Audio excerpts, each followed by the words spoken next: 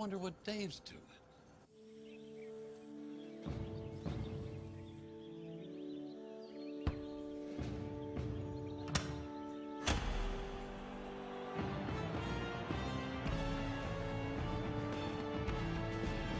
You do your thing.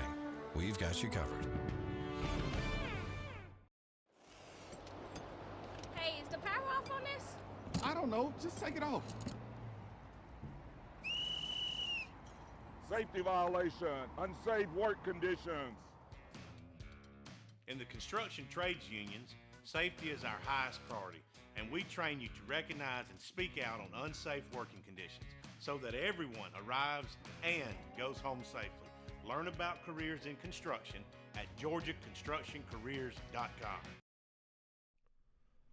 Welcome back to another episode of Keeping It Real with Najeh Wilkins. I am your host.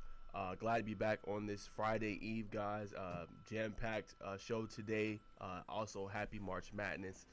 The tourney is officially here. We got it playing here in the office on 4 screens. So excited to talk a little bit about that. That is going to be unveiled. My final 4 picks in the last spot or segment of the show and my top 10 headlines for the weekend. But excited to be here.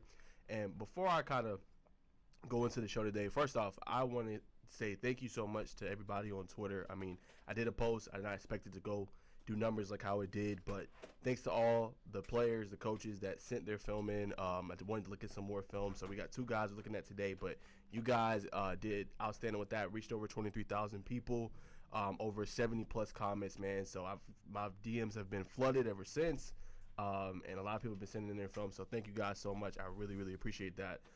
As well. And just a disclaimer, guys, like I said, it's over 70 plus people, so it's going to take time to go through all of them, but I plan to do so. I've already kind of got my order going, so these are the first 2 today, and then I'll have more next week and more the following week after that as well. So it'll be probably going for a couple of months up until probably football season. But 2 guys that we're doing today, formerly of East Hall, now with Jackson County. That is Caden Daniels. He's going to be the first one that we break down his film from this past season when he was with East Hall. Had a really great season, 29 catches, 545 yards, 5 touchdowns. And then the other will be from Lambert. I think he has a lot of potential. And when I looked at his film, he really stood out with what his ball skills were and what he's able to do on the field. And that's Cameron Bland. I really think he has a special talent. And I really think he could be very, very dangerous for them next year. And he also is a multi-sport athlete, also plays basketball. So it's going to be so fun breaking down those films. That's how we're going to start the show today. So let's go ahead. Without further ado, let's roll it with East Hall, Caden Daniels. All right, so as you can see, he plays both positions. You're going to see a little bit of everything with his highlight film. First, we're going to start off with tight end. As you can see right here, he's in the slot. Good job right here just getting vertical. But look what he turns the play into. Big-time yak guards right there, breaking multiple tackles for easy touchdown, catch, reception. I mean, you love that. Love to see that. Right here, same thing in the slot. Good job on the corner route right there. Look at him drag his toes. Nice catch in traffic. Same thing, watch the slot. Look at him go. Good move on the inside. Double coverage. Still going to come down with it. Good job sliding his feet yet again. And here he is right here. Boom. And then I actually did an instant replay on this because I want you guys to see the move he does on the safety. So right here, as you can see, you got 2 highs. So boom, he's supposed now, the linebacker right there is really supposed to bump him, but he pretty much gets a free release. So then he's one-on-one right here with the safety. He does a good job selling like he's going to do a corner route, but instead fakes it. See it right there, and he's going to cut inside. So phenomenal roll run route right there. Easy touchdown with what he's able to do to the safety. Same thing right here, slot. I mean, it's off coverage. You know, he's going to get in the middle field like a middle post. Big time catch right there. Not the best throw, but able to kind of reel it in. And then right here, you're going to see him just stay in the view of the quarterback and then turn into a big time gain, get into the red zone. Easy about 10, 15 yard catch right there. And then here completely fools the defense. He's at the tight end position. Nobody bumps him or anything. Free release off the line. Easy touchdown over the middle of the field. And then here he's again in the slot. Look at him get vertical with the receiver or with the DB. Get to the corner. Contested catch. Comes down with it. Drags his feet yet again. Good job. Another free release on that play. And then here's right here. Another free release right over the middle of the field. I love his snagging ability right there. It's how he gets, contorts his body. Comes down with it. And the same thing right here. I'm going to have Craig replay that one. So you're going to see a double move right there. And absolutely love that play over the middle of the field. So I think this is the one. Let's see. Okay, pause right here. Boom. So same thing, as you can see. Now that safety that's in the orange and blue, he's supposed to get all the way to the middle of the field. That's cover 3, right? And you can tell it's cover 3 with how the corner is on the backside of that film. But he doesn't do a good job right there, and he completely exploits that corner, which is why he's so open. And then he's going to do a double move here as well. So watch it one more time. As you see right here, boom. Gets right over the middle, fools the linebackers who got too shallow on the play. Easy money touchdown right there. That's no in your film as well. And then here he is right here. Good job. Just, you know, a simple route, but look at him stay in the sight line of the quarterback. It's a good job right there. And then you're going to see the yak yards right there. Break that tackle. Break 2. That's 3. Breaks 3 tackles right there to get a big-time gain yet again. So great job right here. And then you're going to see the opposite side of him. Good job coming downhill with a big hit. And then here, can he block? That's probably one of your questions. I'm going to have Craig replay this one as well. He's going to block the corner. Right here, boom. So look at him go. Good footwork right here. Look at him line up the corner right here, and then look at him finish this block all the way to the ground. Boom. Completely negate somebody out of the play. That should be a touchdown. And then here he is right here playing center field. Look at him come down and with this big hit. Boom. I mean, excellent textbook tackling right there. And it's going to be a QB draw. Look at him come downhill right here. Big time hit. Minimal gaining yet again. And then right here, can he play some corner? So you seen safety. Here he's at a corner position. Let him come up and hit. Big time hit yet again. Did an instant replay. I just want you guys to see how fast he's moving and how he dislodges the football. So again, playing a little bit off, about 4 to 5 yards off. So he sees he's reading the quarterback. Okay, he knows he's going to get rid of it quick. And then boom, look at him come out of nowhere and dislodge the football. Love that play right there. Big time hit, showing that he could do both sides of the field. And here he is again in the slot. Free release, you know, right in the middle for your quarterback so he can see you. Turns into at least a 15, 20-yard gain. And then right here, just good job securing the edge, big time tackle. And here he is in the slot. Good job right there. Getting in the middle of the field. And then look, as you see the big playability, short hitch right there, turn that into a 25-plus yard gain. And then right here, where it's kind of a wheel route, he's going to come back to his quarterback. Come back in this area, and then boom, the defense falls asleep, turns into a big gain, and that's what we usually say on our shows. You know, is he in the sideline of the quarterback? He's obviously doing that in this film, and it turns into big-time gains for his team getting into the opposing territory. You see right here, you got a play-action rollout, then getting the sideline of his quarterback, big-time catch right there yet again. And then here he is. You're going to see a little bit of corner, and I love his big hit ability. You're going to see it right here. Good job securing the edge. He's one-on-one. Prevents him from scoring. Same thing right here. Here comes the quarterback. Boom. Big time hit as well.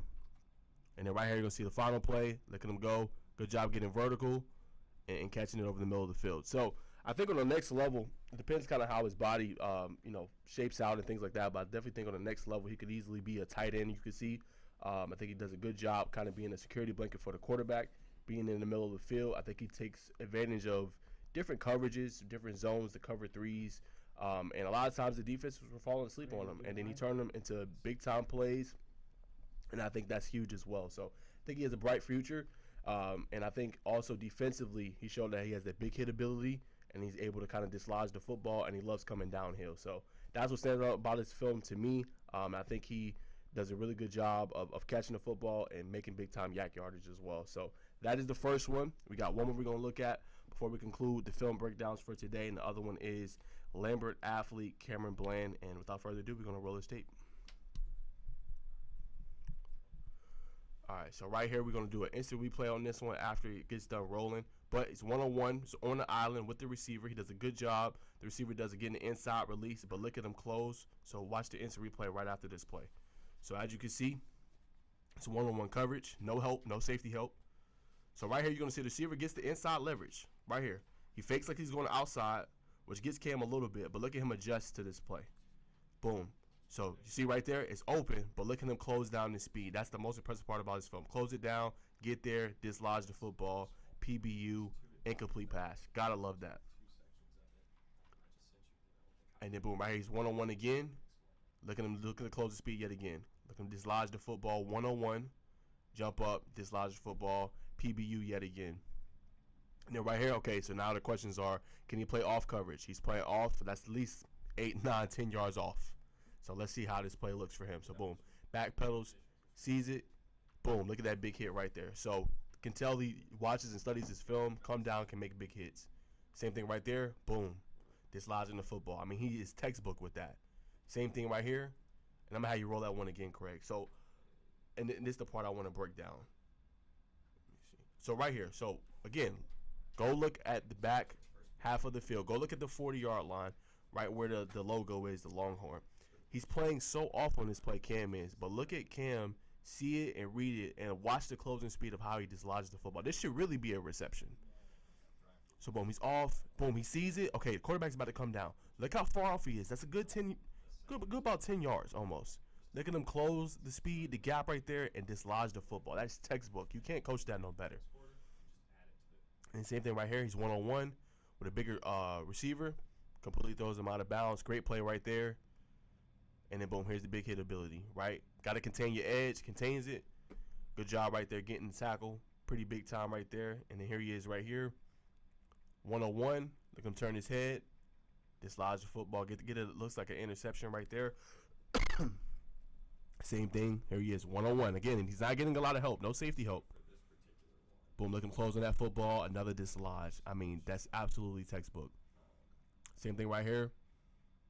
Good job yet again. Dislodging the football. Boom. Good back pedal right here. Stay in the sideline. Big time tackle right there. All right, and then this is a spring game against Walton. So I'm going to actually have Craig go back and roll this one more time. I'm going to break this one down just a little bit more. So, again, he's off right here. We know how good Walton was last year, right? 14-1, made a state championship game, right? Jeremy Helinski, Wyatt Sonderman, Cameron Lloyd.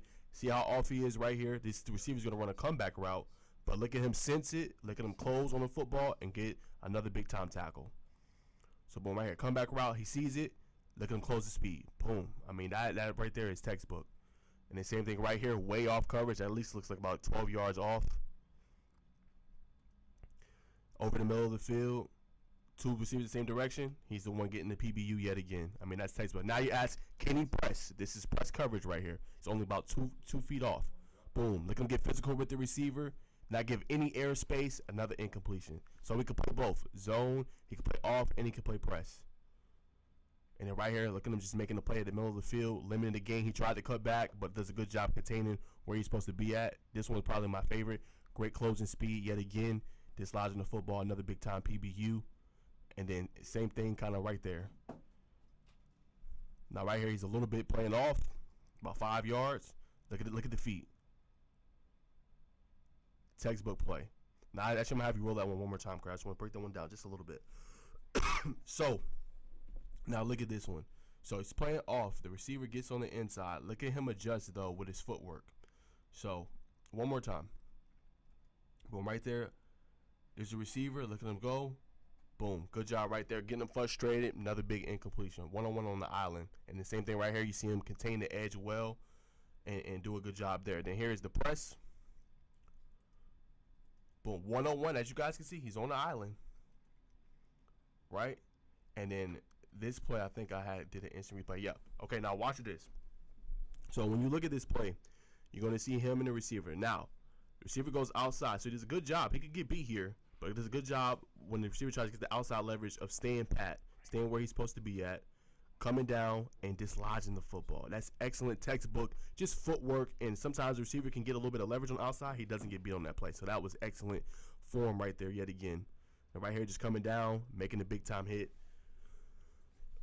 Excuse me as well. This one also was another one of my favorite plays. It's going to be an instant replay after, so I want to break this down and show you why this is important. So, as you can see, kind of on the island. So, on this play, if Cam doesn't know his assignment, this is a touchdown, right? They're going to do a little bit of trickeration right here. They're going to toss it, believe to the running back or receiver, right? And this is going to be a trick play. Now, watch it right here. See how he's moving? Okay, he's getting it out quick. Boom. Pause it for me, Craig. So, if Cam bites on this is going to be a touchdown. Okay, you got one corner coming up. You got another one right here. So if he comes up and bites on it, that's an easy money touchdown. Look at him stay pat. Okay, I know my assignment. I know I'm one-on-one. No help. I'm going to adjust to the football and make a big PBU. That play right there cannot be understated, the value of that play. I mean, that is big because a lot of times you see corners get beat on that play because they get too kind of, jittery or they get too kind of enveloped in the play, and they're like, okay, I want to go make a play instead of knowing their assignment and playing the ball. So great job right there from Cam. One of his most impressive plays. And see him right here, over the middle of the field, good PBU yet again. Right here, knowing your assignment, coming up, making the tackle. And then boom, here's the big hit. Boom. I mean, that's a tight end he's hitting and coming downhill with. I mean, absolutely love it. And then this one was against Peachtree Ridge. Obviously, you can't see the throw at the end, unfortunately. But just to roll it back one more time, Craig, if you can. This is the last one. Hey, I've got to go. I'm going to show you how to send what from my computer. Will you come over for a second? Okay, right there. So, again, last play. Look at him playing off.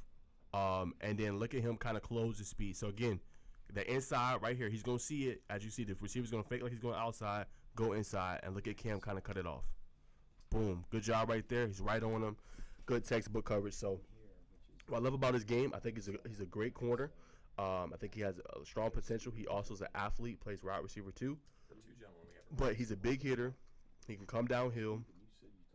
He's great at the cornerback spot. He can play press. He can play zone. He can play off coverage. All those he excels at, and I love his closing speed. His closing speed is textbook.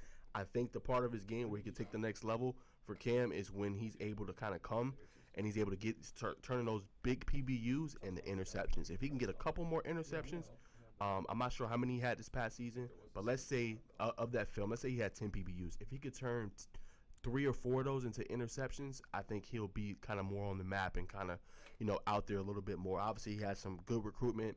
Colleges want him, and obviously you see why. But if he can turn a couple of those into some interceptions, because he knows the ball is coming. But if he plays the ball, get a couple pick sixes in there, I definitely think that'll kind of help him go forward. But I love his film. I don't really have any critiques. I just think that part there, getting a couple more interceptions to add to your PBUs. The film is elite, I think, in my opinion. And I think he does a lot of things well. And I was very, very, very impressed with what he was able to do there. So shout out to you, Cam. Appreciate you sending the film. To all those that are watching, I got more film to look at. So y'all stay tuned to the Twitter. Again, appreciate y'all running that post up. I'll have more every single week. Y'all follow me on Twitter at Najeh Wilkins. I'll have way more coming in the future as well. But we're going to take a quick short break, thank our sponsors, be back on the other side with some football news, basketball, and then we're going to jump into a little bit of girls' sports. Dang, where you get this car? You need to join the union. The union? Absolutely. You can get 10 of these. Union construction workers earn the highest wages with the best benefits and the most protection in the construction industry. Find your career in construction. Go to GeorgiaConstructionCareers.com and start your future today.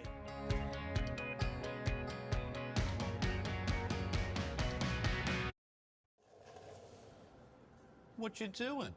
Hey, just finishing this claim to get Dave back on the road. Nice. I wonder what Dave's doing.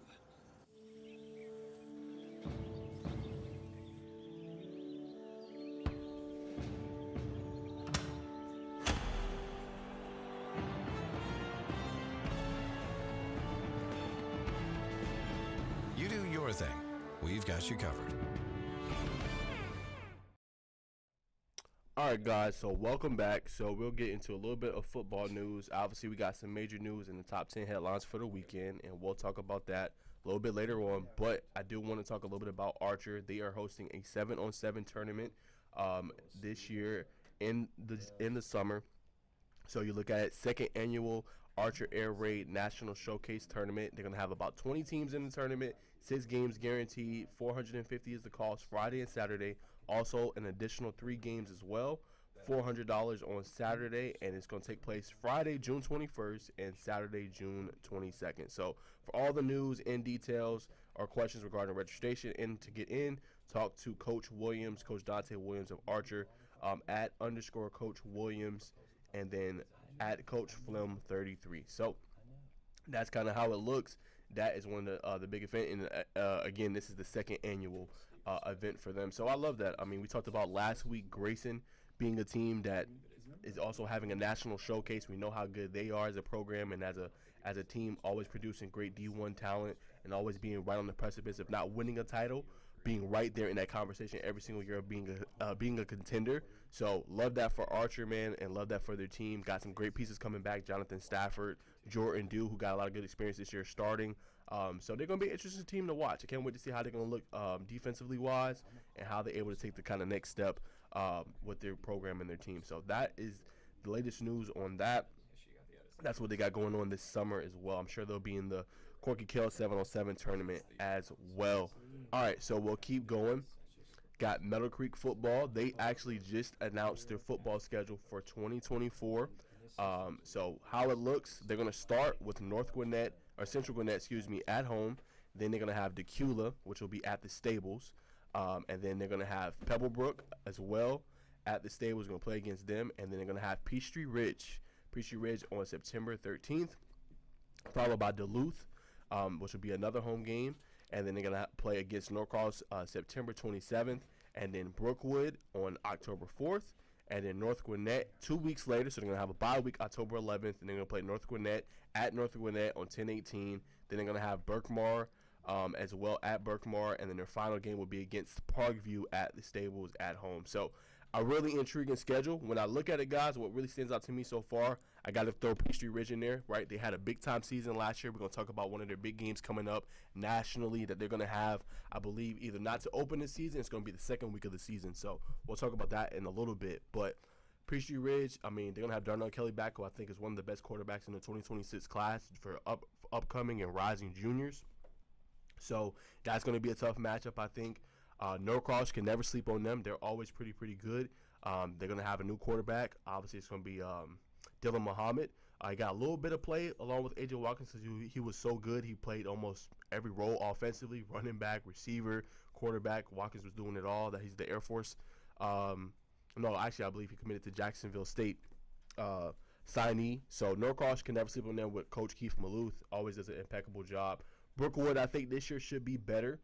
Braden Tyson's going to be one coming back, so it's going to be interesting to see what their program looks like. They're going to play Walton to open the season, the Corky Kell Dave Hunter Classic, so that's going to be a team. North Gwinnett, and as you guys have heard, we've said it on Underrated and Overlooked podcast, we think that they are a top 10 team in the classification 6A next year alone, so that's going to be a tough matchup as well. We know the pieces they got, right? Tommy Lafayette, Cole Funderburg, Chandler Jordan. They're going to have Ryan Hall back. Like, they got good pieces. So they're going to be tough. And then the other one for me would be Parkview.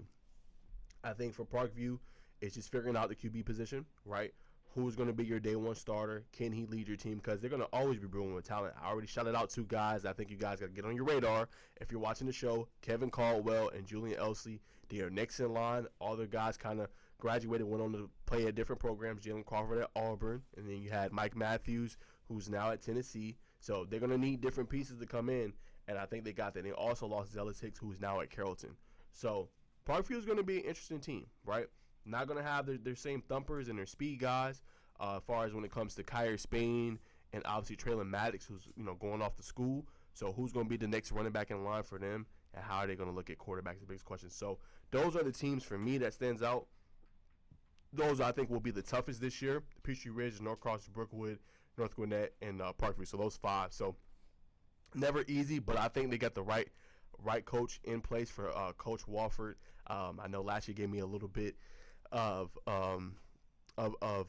trouble. What I said, I thought Peachtree Ridge would win that region that they had, but I can't wait to see what Meadow Creek is going to pull out this year. Obviously, I'm going to bring them back on the show here pretty soon just to figure out what they got. Some of the guys that got returning. I know they're not going to have Donovan Smith anymore, who was formerly committed to Maryland, went somewhere else for school. But I can't wait to see the talent they got, how the team kind of looks this year. And I'm telling you guys, I really gave credit to Craig on the show this past week. He does a really great job of kind of knowing, especially 7-on-7, if a team is going to be good or not. So when you can kind of get that depiction, and we're going to know. Like, we're going to know in June. That's going to give you a good synopsis of, okay, this team could be dangerous this year. Even though, again, it's not real football, but it gives you a pretty good depiction of a 50-50 kind of thing if a team is good or not. So that's their schedule. That's my thoughts on it. Again, we'll have the head coach on in probably another couple months just to kind of see where they're at and how it's looking for the program. But that is the latest football news. We're going to keep it rolling. Let's go ahead and go to basketball. So we'll go with Riverwood. Again, shout out to them. They won their first ever state championship, beat a really good Alexander team who was looking dominant. We talked about the double-digit victories that they had out of that 16-game win streak. 14 were by double figures, but they did a good job of just staying the course not getting frustrated, using the charity stripe and the free throw line as kind of their strength and locking down when they needed to the most, right? But what happened basically, got to acknowledge Karis Bilal, again, had a tough game, but came through when they needed it most, getting the key significance still to stamp their championship, and also finished with a double-double, 14 points, 12 rebounds, and he is their all-time leading scorer with 2,801 points in his career at Riverwood, and is their all-time leading scorer. So I think that's a great accomplishment. We know last week Calvin ended up getting their athlete of the week for what he was able to do and his contributions in the state championship game. So, I mean, he's just a phenomenal scorer. He's a big reason why they're able to win their first ever one. And what that kind of playoff run taught me, when you have two prolific scorers, it's not a guarantee that it's always going to be able to get you a championship. But I think when you have two guys that are unselfish, they know that either one of them can heat up. And what I seen with Karis in that game when they were struggling to score, right? He didn't try to, do too much, right? He wasn't seeking the ball. He knew, okay, this is a tough game. I see J.R. Leonard got it going.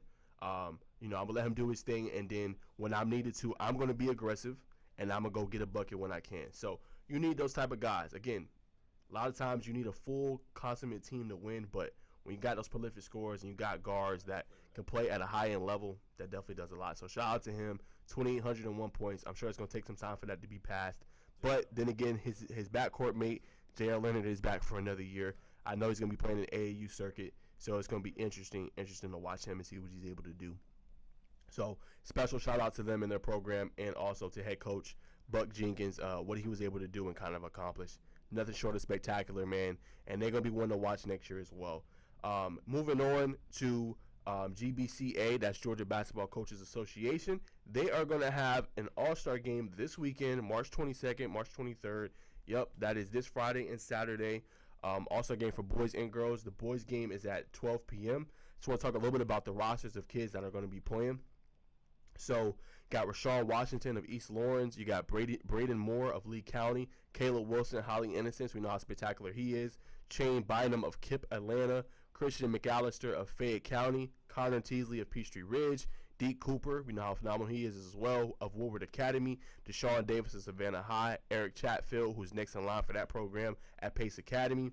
Jackson McCavey of Gilmer.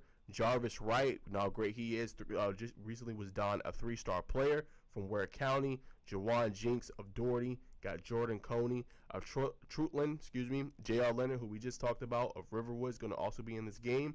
Khalik Singletary Jinks of Doherty. He had a really good tournament this past year. Led his team to a really, really deep run. I think they made it all the way to, if not the Final Four, the state championship. He was a strong reason why. You got Caven Cochran of Central Carrollton. You got KJ Garris of Junior of Mount Vernon.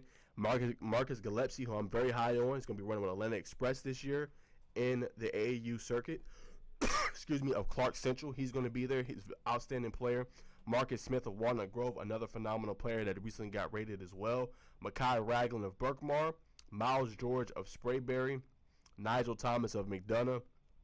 Tony Montgomery of Carver Columbus. Tyler Jordan, 4-star, heavily recruited player.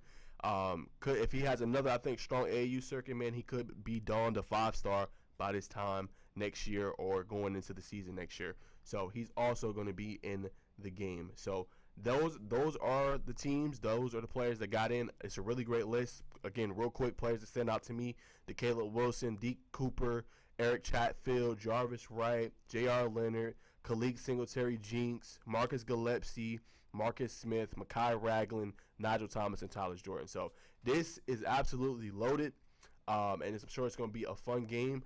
Let's see the location really quick. It's going to be at the Gateway Arena, 2000 Convention Center Concourse, Atlanta, Georgia, zip code 30337. So go check that out, man. That's going to be a great game to see, put on by Georgia Basketball Coaches Association. So cannot wait for that. It will be a lot of fun. And then real quick, we'll talk a little bit about the girls' side. North Hall has a new head coach. See if I can get her on next week. Her name is Anna Claire Atha. Just named their head coach on their profile. If you want to guys want to go give them a follow, NTH_athletics is their Twitter handle. But head girls basketball coach says, I am extremely thankful to be named the next head coach at North Hall. We will work to continue and build on the long-standing success of the program. As far as her and a little bit about what she's done, she was a player at Darlington High School.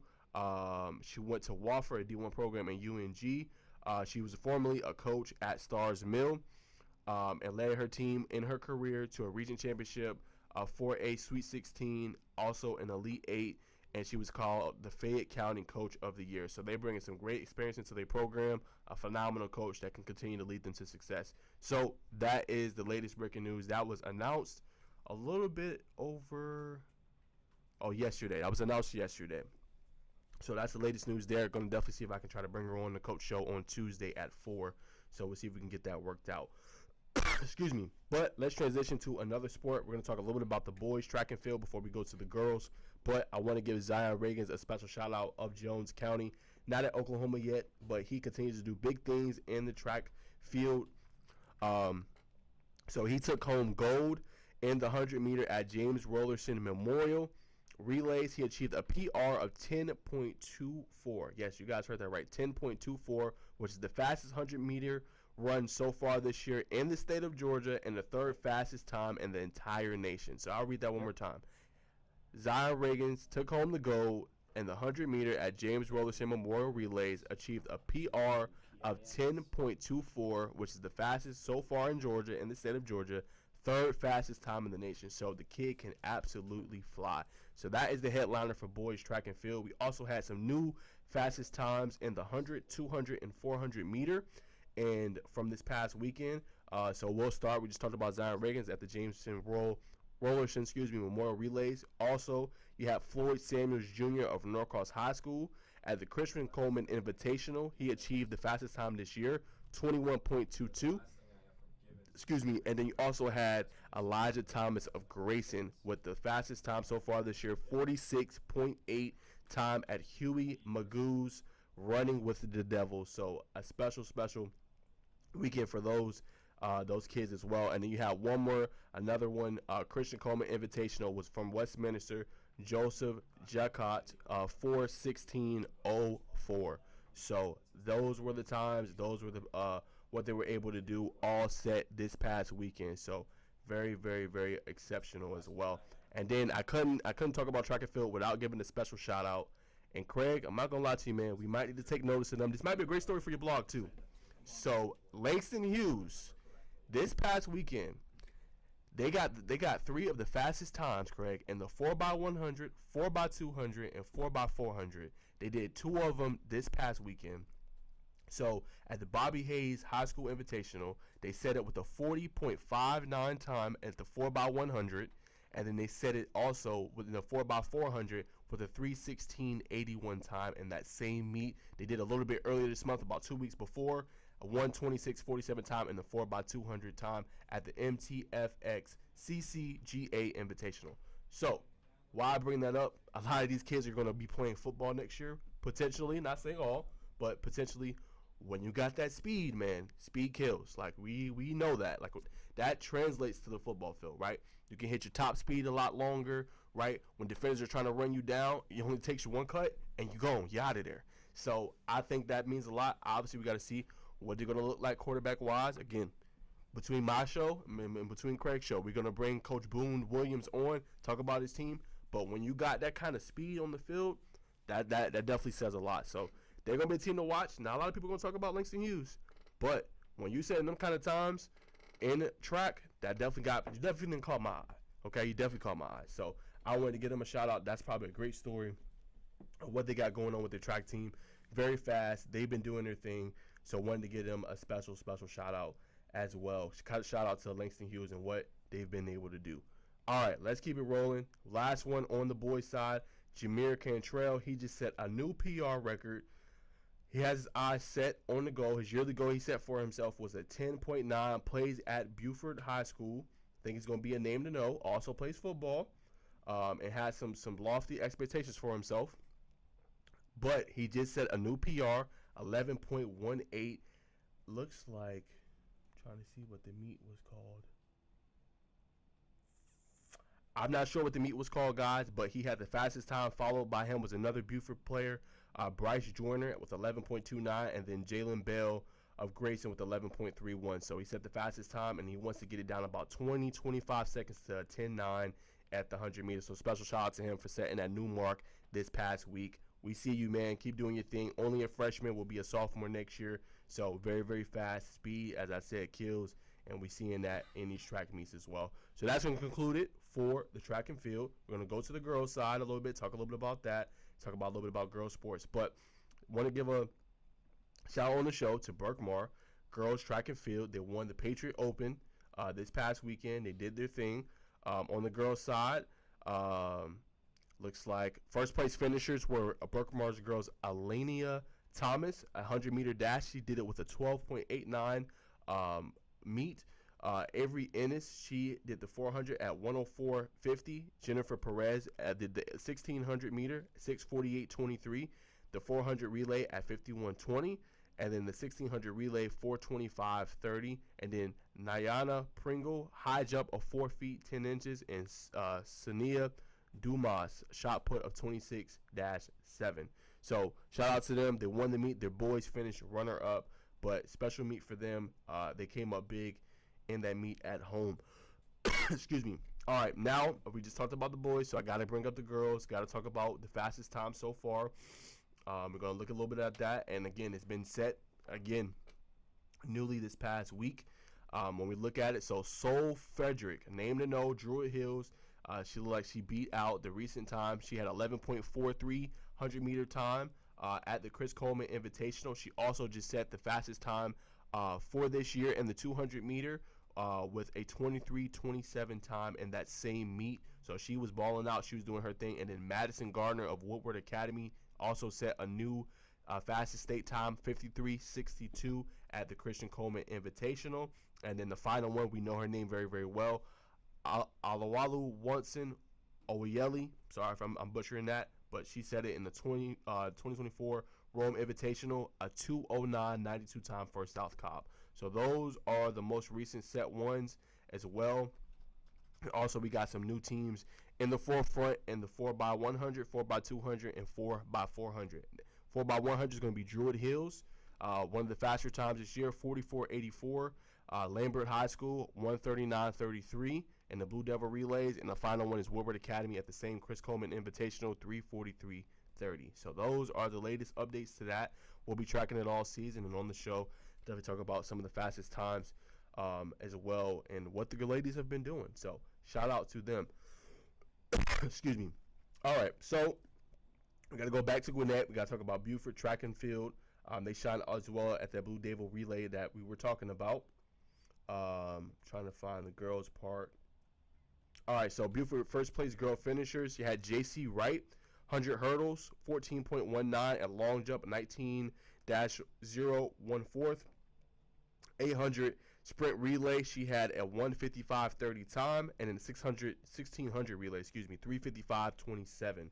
And then Aya Webb, she had one of the better high jumps at 5.2, and Ariana Thomas had the triple jump 35.4 and then 3.34. So they took another meet. They shined.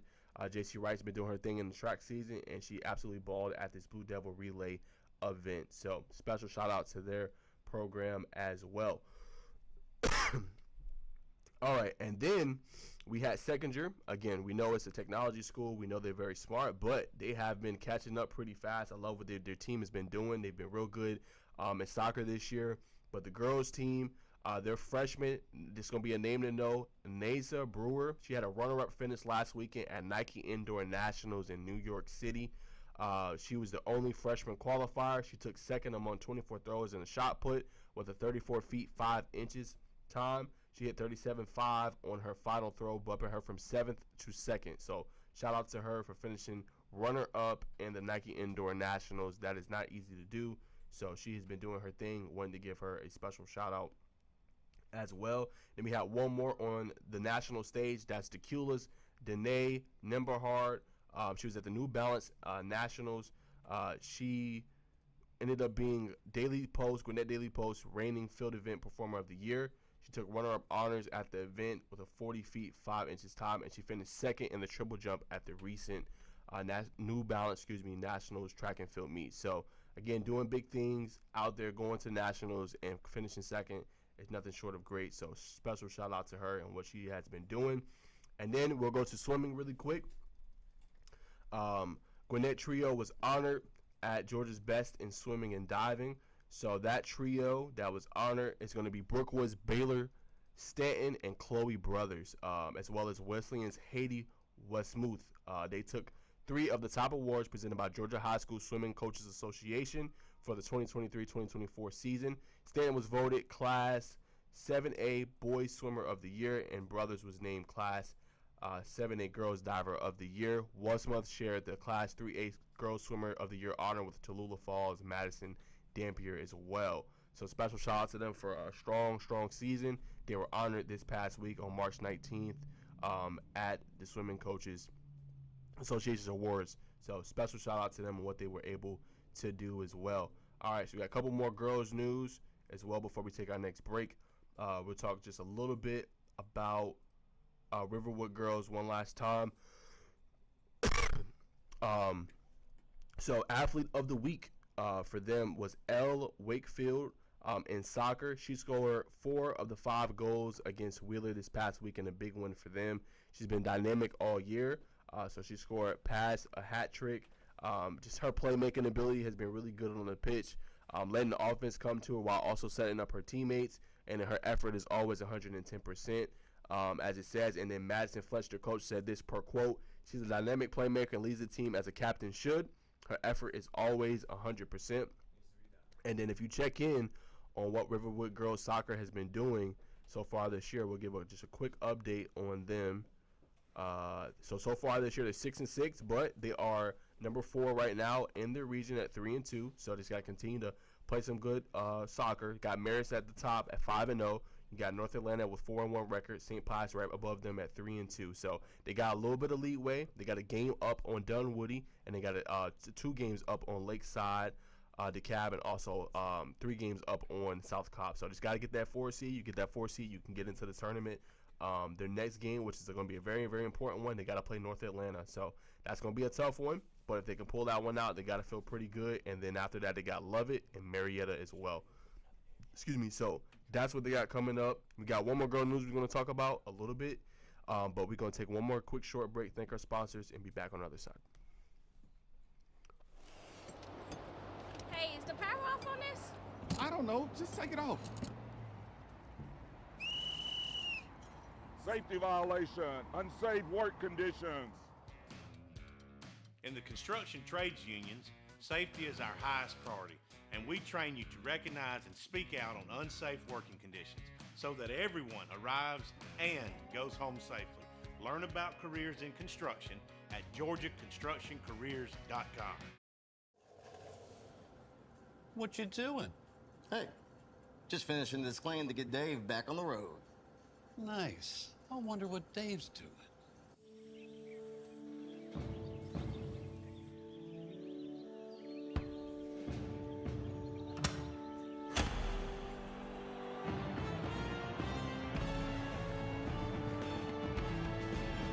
You do your thing.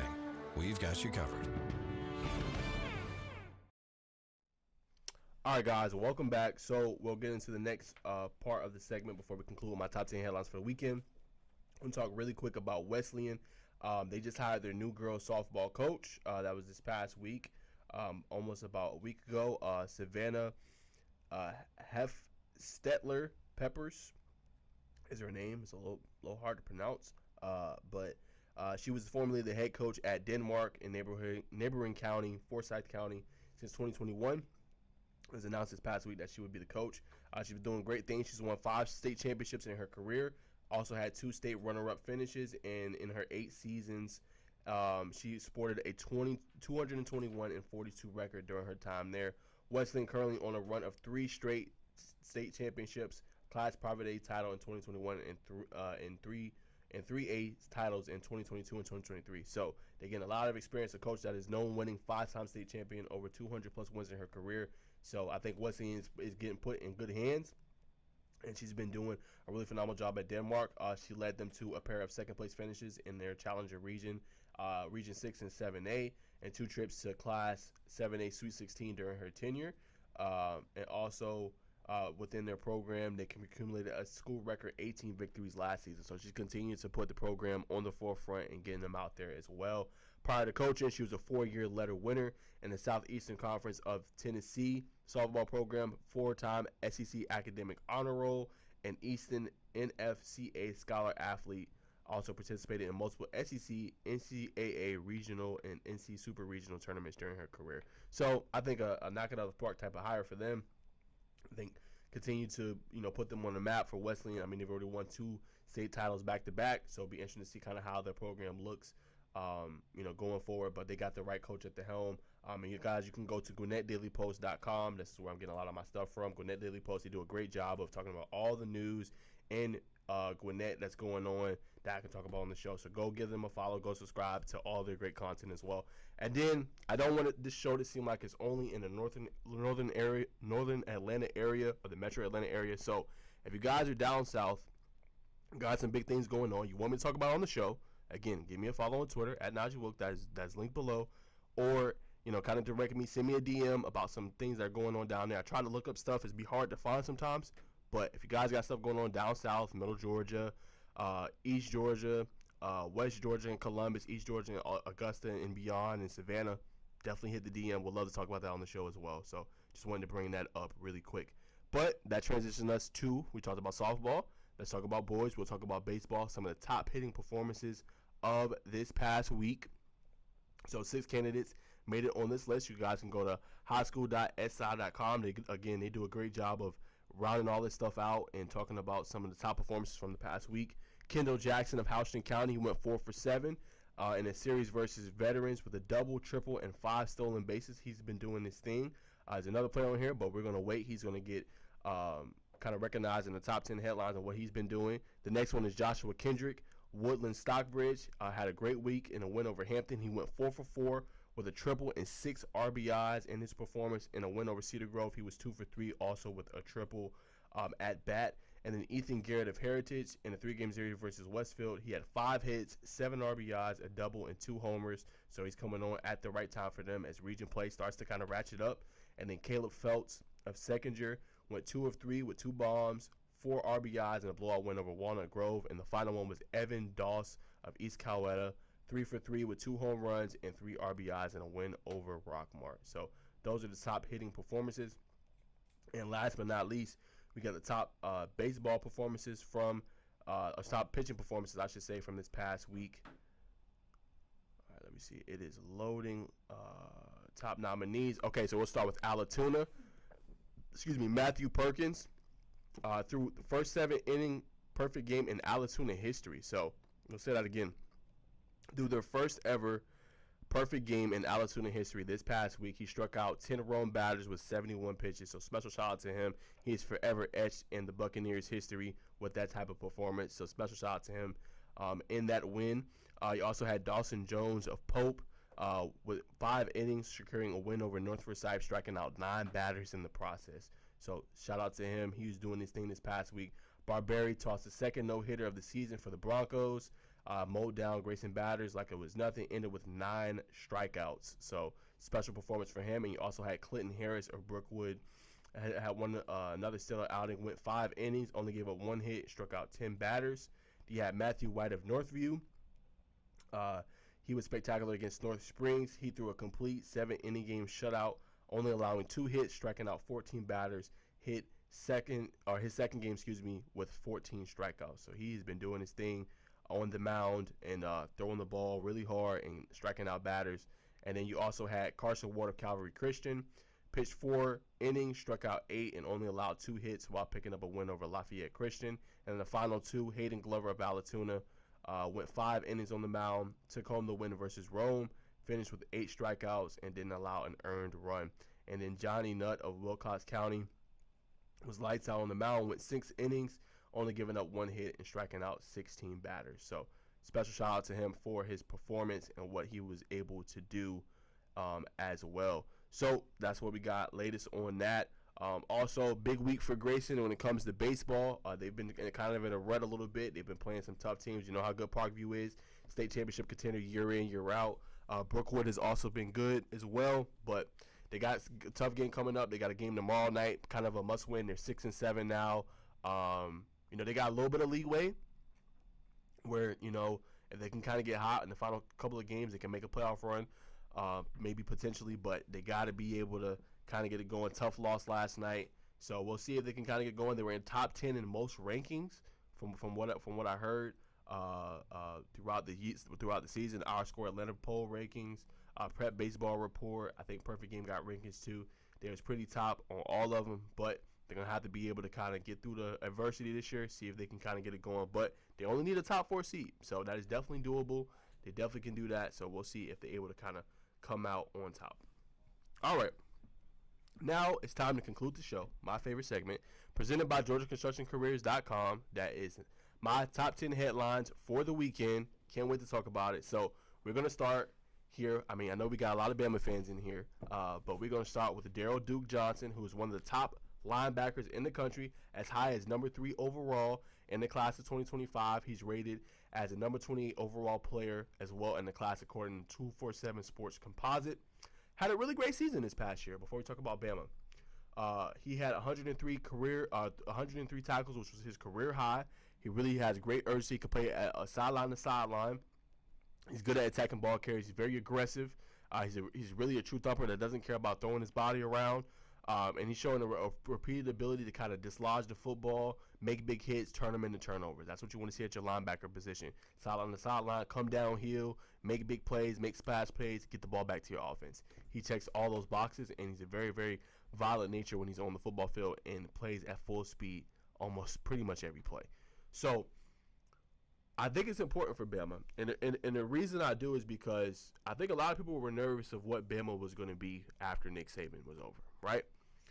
And the job that he's been doing, Kalen DeBoer has been doing in landing these athletes, is great.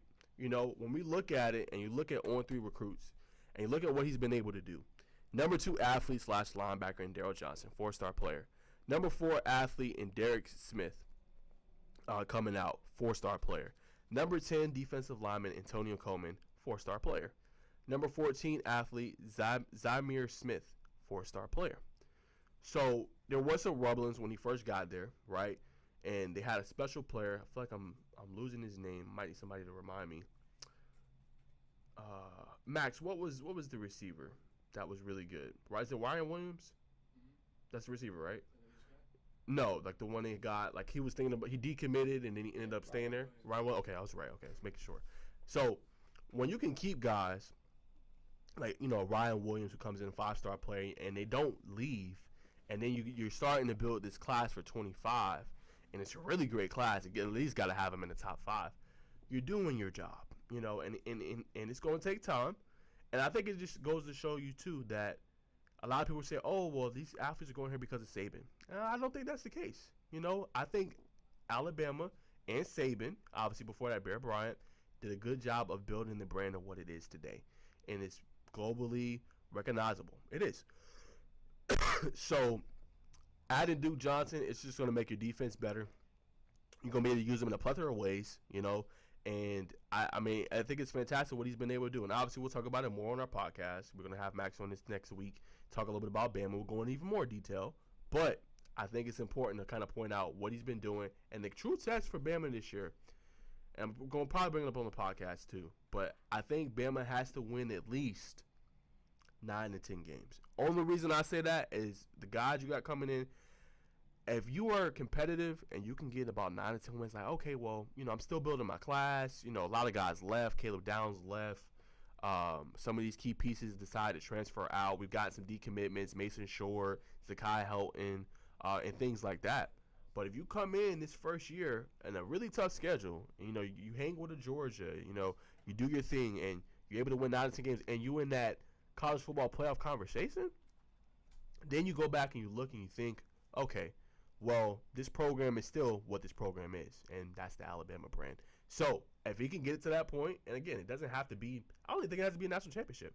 If he can have them in that college football playoff conversation, I think Bama's going to be just fine. And that's why I said I think that's going to be about that 9 to 10 threshold window for them and their program. And I think they'll be good. And he's been knocking it out the box. Another big-time recruit decided to stay, and they like what they have to offer. So Shout out to Caden DeBoer on what he's been doing. It's going to take some time. And obviously, guys, he's not Nick Saban. Okay, we know that. But, again, he just took his team to a national championship. Okay, they lost, yeah, but they still went. So let's wait a little bit and see kind of how it shapes out a little bit before we judge. But shout out to Caden DeBoer and the Alabama program, what they've been able to do in recruiting, and they're knocking out the box in 2025. So that's number one. Number two, we'll go back to high school, and we'll talk about Peachtree Ridge. Now, I can't wait. Craig, I think you'll smile at this, man. I love when our top programs are on TV and playing. So, if you guys don't know, these are the 2024 Broward County Classic matchups. You guys go follow Andy via Marceau, writes for SB Live. So, peep this matchup, y'all. So, the opponent's officially been revealed. Peachtree Ridge at 5 p.m. on Thursday, August 22nd, is going to play Monarch, Florida at Coconut Creek. I cannot wait. Monarch is such a great football team, and I want to tell you guys a little bit about them before we talk a little bit about Peachtree Ridge. So Monarch last year, they were 11-3. They ended up going to the state championship. They went to the state championship. They won their first ever regional championship against Palm Beach Central High School this past year. They made history in that game. They won 35-7 before losing the state championship. They were 11-2 at that point. And they scored a touchdown on the first two drives. They took an early 13-0 lead from a touchdown pass from A.J. Hairston to Samari Reed. Then they were able to answer back, and then they went up again 28-7 early in the third quarter. A couple rushing touchdowns from A.J. Hairston and another connection to Samari Reed. And they were able to win that game pretty handedly. So, good thing about kind of Monarch, their program on the rise. They've been getting some good wins, really good head coach. And I think it's going to be a good test for Peachtree Ridge, right? Peachtree Ridge was one of my sleepers I had last year. Didn't win the region championship, but they got a share of it, winning it with Norcross and obviously North Gwinnett. So I think when you got a quarterback like a Darnell Kelly, right, coming back, you got a King Ra Thomas coming back, right? You got Dorian Barney on the other side of the field, who's going to probably be an athlete, probably play both sides, but truly a cornerback at a 4-star, right? They got the pieces in place. They got a great head coach in Matt Helmrich. And I think it's going to be a great test because Monarch's a team that's continuing to win. They got one game short of their goal of winning it all. And I think you don't get much better than that. A Thursday night to open the season. We know ESPN has their National Guy Code showcase all the great teams. I cannot wait for this matchup. It's supposedly supposed to be on TV. Has not been announced. We'll see if a carrier gets it, but I think it's a marquee matchup between both. I honestly can't wait. So that is kind of the headliner to start Thursday. Real quick, a couple of the other matchups is going to be Coconut Creek versus Miami Northwestern, Lake Mary versus Cardinal Gibbons, and man, I'm going to have to figure out something on Saturday. But we already talked about it earlier on the podcast or on the shows a couple weeks ago. But Milton will be playing against American Heritage, and guess what? The games on Saturday, y'all, are going to be on ESPN. So that's going to be super cool to kind of see Milton. We know what they were able to do. That's going to be their second game of the year. They got to open the season with a Buford, right? We'll see if that's put on TV. Obviously, we got Corky Kell, but maybe another outlet will pick that game up. That's going to be an electric game. But for Milton, I mean, I think it's going to be a great test for them. They moved to 5A. They're not going to be 6A or 7A like they were last year. And they're going to have a tough, kind of region. They're going to have Gainesville in there, Roswell. But I think it's going to be so good to see Milton. And they'll probably end up making that USA top 50, top 100 poll when that comes out preseason. But Milton's going to be kind of on the map, right? You're going to have that Buford game. Somebody's going to probably televise that. Got to be. And then you got the next one a week later against American Heritage in Miami. Luke Nichols, a Miami commit. He's going to go back home. I mean, just sign me up for that one. That's going to be a great one. And we know what American Heritage is. Year in, year out, they're another good staple program in Florida. So sign me up for that matchup. I think those both are going to be great. Last couple of ones before we go to number 3. Bishop Gorman, Nevada versus St. Thomas Aquinas. That's going to be a headliner. St. John Bosco, who has dominated California here lately.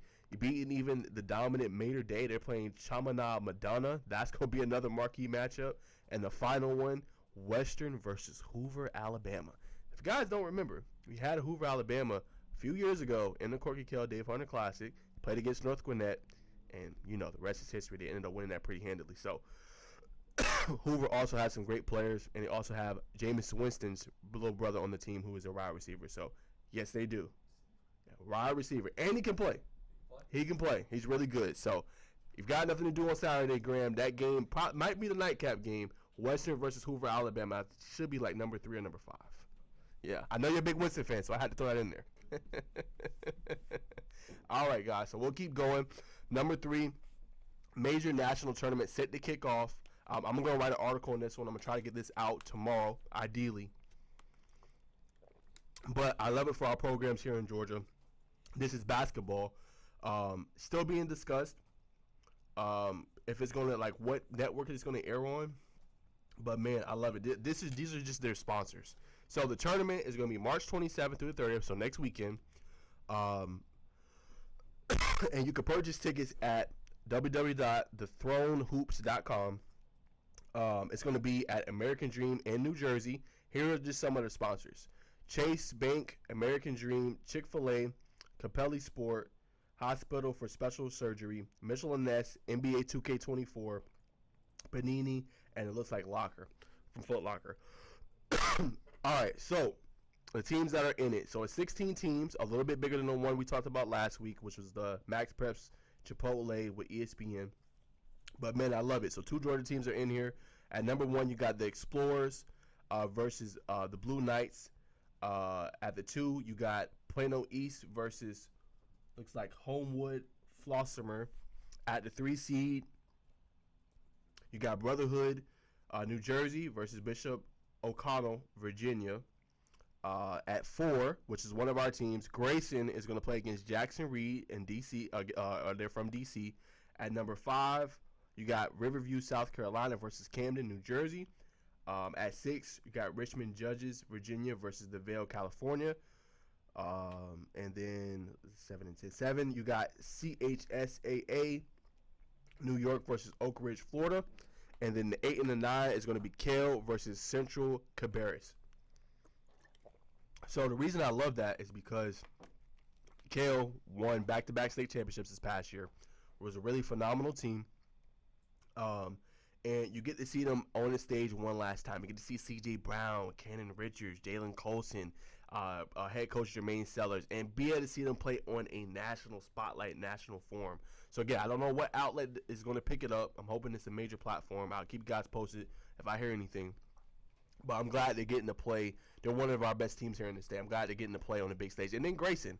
I was telling Max, I was like, bro, there's no way. How does Grayson not get on the national list? I mean, they didn't have an instant loss, I don't think, this season. And they played in all these tournaments and classics and played pretty well. Got some of the top players. Jakari Harris, 4-star. Jacob Wilkins, 4-star in the 2025 class. Got Amir Taylor in there. Anthony Austin as well is in there. Ahmad Clark. Trying to think if I'm forgetting anybody. C.J. Highland, who's going to Western Carolina, 3-star player. So I wanted to see some Georgia players play in the national tournament. So I love this. It's an alternate option, obviously, to the big one. And they took more teams. And I think it should be like that. I think it should be up to 16 teams, top teams in there. Only mistake I think they made, maybe they didn't want to go into it, because I know Isaiah Evans, I did a video on it, and he doesn't really care about the national tournament thing. He more so cares about the pride and winning a state championship for his school. But I would love to see North Mech in there. I mean, back-to-back, Max Preps Player of the Year, Mr. Basketball North Carolina, Isaiah Evans. I would have loved to see them in this kind of tournament too, just to be able to see them one last time, right? Trey Maxwell, they got so many great players. And to win championship for his program and to do what he did in the fashion, I mean, again, beating undefeated teams, nothing short of spectacular. But that's the major tournament, Call to the Throne 2024. That's the bracket. And I think even Max Preps, like, instead of doing a top 8, you know, do a top 16. Like, let's see some of the best teams go at it to end the year and be put on that platform. I would love that. So maybe they'll adopt this model in a few years, but I love it. 2 Georgia teams going to be at the tournament, and 2 of the best ones in the state. Both won state championships this past year. I think that's going to be great. So that's number 3. Number 4, real quick, we'll just talk about some of the top performers across all sports real quick.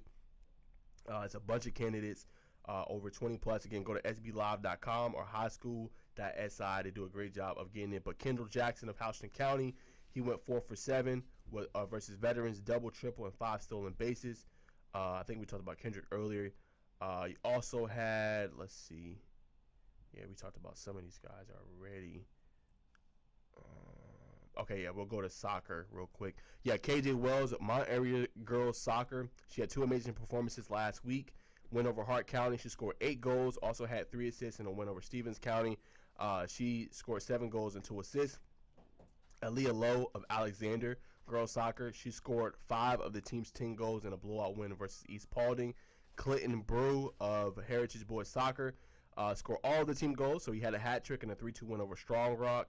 You had Emmanuel Miraz of Putnam County Boys Soccer, scored 9 goals in the past 2 games, so 4.5 goals in that time frame, 5 coming against Westside and 4 goals and 2 assists against Richmond County. Zion Reagans, we talked about him and what he did in track. And then also we'll talk real quick about Dominic Nortonton of Woodland. He ran his fastest time in 110 meters with a time of 13:88. Took home the gold at James Rollerson Memorial Relays. Now has the fastest time in the state, 12th fastest in the nation as well. And then also at Kennedy Myers on girls track and field, Lakeside Evans. She took home the gold in the 100-meter hurdles and a tough heat at Christian Coleman Invitational, 13.52 time, best in the state, second in the nation. And the final one was Madeline Cooper of Drew Charter girls track and field. In the 100-meter, she had a 13:52 time. So those are some of the top performances this week as well. That's my thoughts on that. We'll keep it rolling. Number 5. All right, so we got to talk about another big-time event here in Atlanta. We'll be at Holly Innocence School as well. I think you guys should definitely tune into it. Let's see. So it's going to be called Hoops for Diabetes. It's going to have some of the top talent as well there. So all across the country, you got Mustafa Diop from Georgia. I think he's the highest rated player in the 26 class, a 5-star. I think he's top 5. In the country. You got Sanan Han of China should be there. Manning Green of Cedar Grove. He's supposed to be there. Lincoln Cosby from Georgia from Overtime Elite is supposed to be in attendance. Chris Washington from Florida. Maximo Adams, California. Taylon Kinney, Kentucky. Caleb Holt, Alabama, top player, top 2, I think, in that 26 class. Then you go to freshman. You got King Gibson, North Carolina. Donovan Williams, Florida. JoJo Nance, WG from California. You got Kiner Asparilla from New Jersey. Trevon Clark of Texas. Joshua Leonard, South Carolina. Beba Aladuntun from Maryland. Alex Consta of Florida. Tobias Brinkley from Georgia, from St. Pius X. He's supposed to be there. Quincy Wadley Jr. from Virginia. Russell Young of North Carolina. Marley Marnes of Florida. Deron Ripley of New Jersey. Scotty Anderson of Missouri, Terrace Bowl of North Carolina. All right, so that's the first one. Second game, you got James Rivera of Florida. Jackson Gilly of Alabama. Jalon Wingfield, really great player from Tri-Cities. I think he's going to be going to Thomas County Central here soon. Another great player. You got Malachi Jordan of Tennessee. Kamai Samuels of Canada. You got Clyde Walters, Alabama. Colbin Landrew, Alabama. Kevin Savage, who's at Wheeler High School. So that's a name to know, guys. Again, Wheeler, didn't have the finish that they wanted this year, but that's going to be next up in line for them. They graduating a lot of their seniors. Ricky McKenzie, Josh Hill, who's going to Arkansas State. McKenzie's going to Kennesaw State. So this is the next kind of heap of talent in line for them. You got Austin Brown of Texas. D. Moreland of Troup County, 6'2", 2026 class. You got Daniel Jordan Collins, who's from Whitewater High School, freshman. Devin Hutcherson, that name came up a lot. Played really well with Caleb Wilson this past year. Getting a lot of buzz on the recruiting trail. He's going to be at the event. PJ Singleton of New York. Ladarius Given of Alabama. And you got Brock Bass Bonner of North Cobb Christian, freshman. He's going to be there.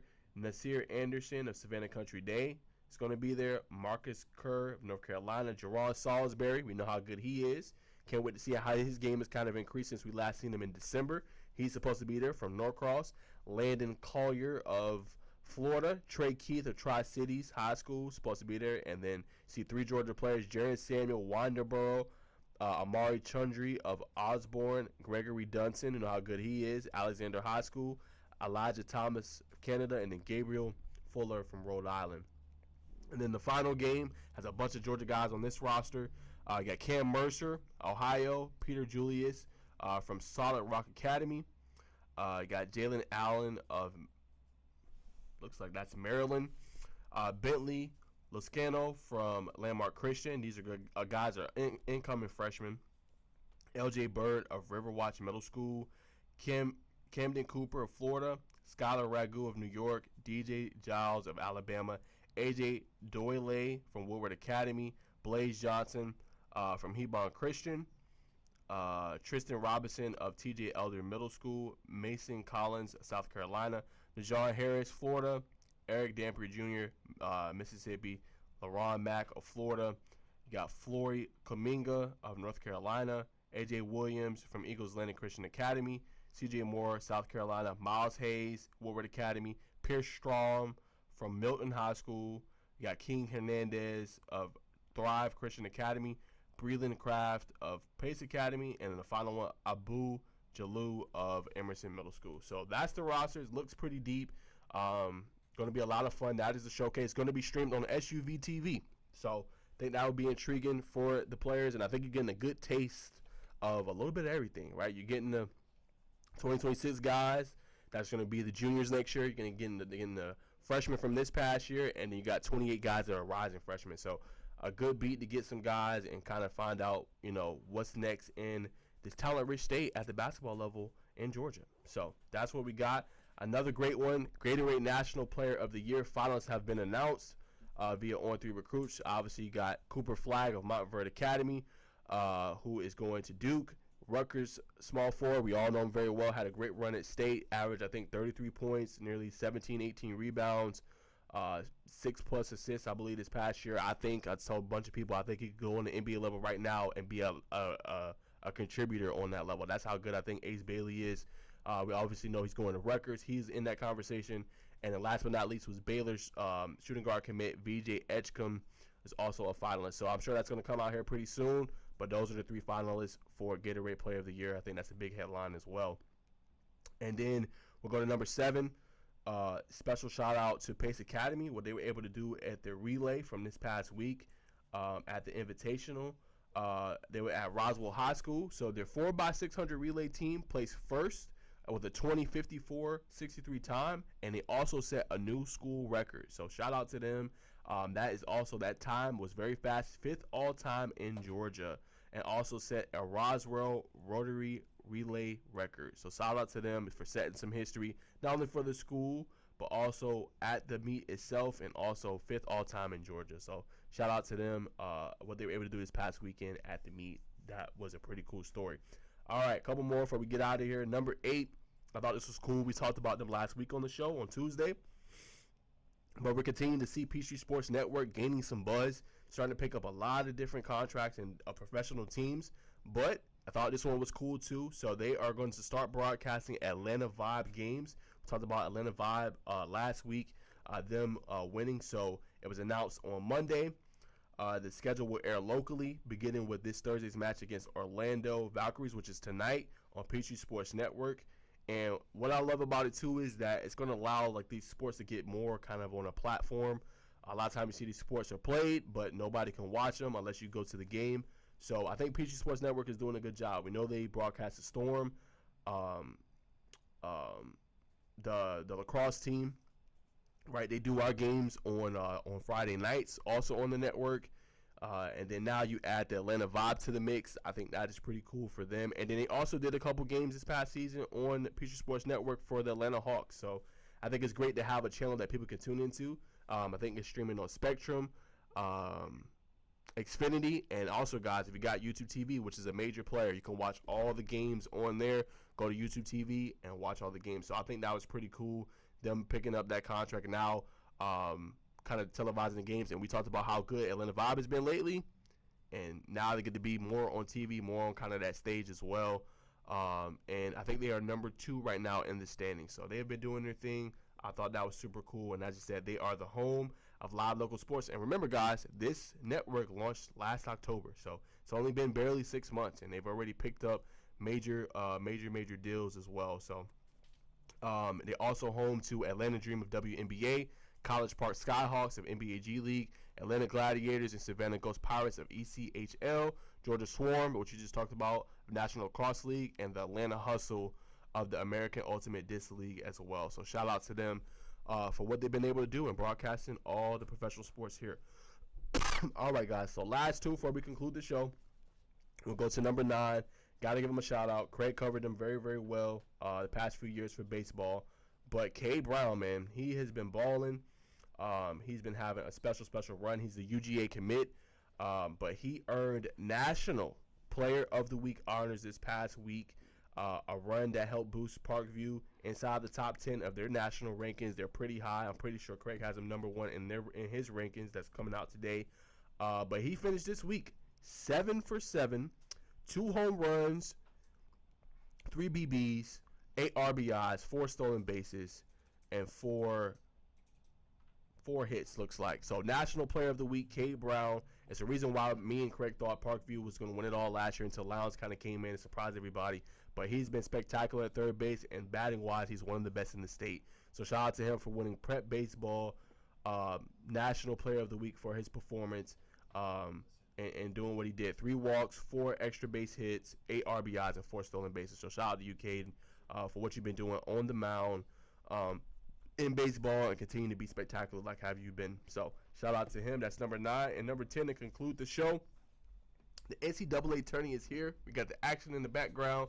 We are super excited. I feel like, sadly, guys, only me and Max were the most pumped ones of the office. I'm kind of a little disappointed in Craig, just a little bit. I thought he'd be a little bit more pumped, but I'm sure by the time it hits the round of 32 or hits Sweet 16, I'm sure he's gonna have some strong takes in here. But we can't wait. It's gonna be fun. But my final 4 picks: I got UConn, I got North Carolina, I got Tennessee, and I got Houston. Now, obviously, you're gonna probably see some upsets, but I think those teams should come out on top. North Carolina, I feel like this is the year they should make a run, right? Armando Baycock, RJ Davis, they got the team. UConn, I think, is the best team overall. Tristan Newton, what they could do on the interior of the paint, what Stephon Castle's been doing as a freshman, got so much talent. And my real sleeper is Tennessee. I like Dalton Connect, came over from Northern Colorado. What he's been doing for that team has projected himself into the lottery conversation. I can't wait to see what they're able to do. And Houston, I know they got blown out. I know everybody's kind of bent up out of shape about that. But again, guys, when you're in the tournament, it's not always about the offense, right? Defensively, can you get stops? They have the best defense in the country. So if you get stops, get on the break, you can get easy buckets. I feel like when it comes down to it, and you need to stop the most, Houston can get it. So I'm not sleeping on Houston. They've been the best team as far as the Big 12 goes all year. They've been in that conversation with UConn all year long. So those are my top 4. Those are my final 4 picks: UConn, North Carolina, Houston, and Tennessee. But appreciate you guys tuning in. That's all I got for this week. Again, happy Friday Eve. Hope you guys enjoy the rest of your week. And if you have nothing to do, again, March Madness is here, man. Go check it out. All right, so that's all I got. Hope you guys enjoy your weekend. And Craig will be back for another show tomorrow, drive for the GSA state title. Any guest? Dodge County coach will be on tomorrow. So you guys check that out. That's all I got for today. We'll see you guys soon. Peace.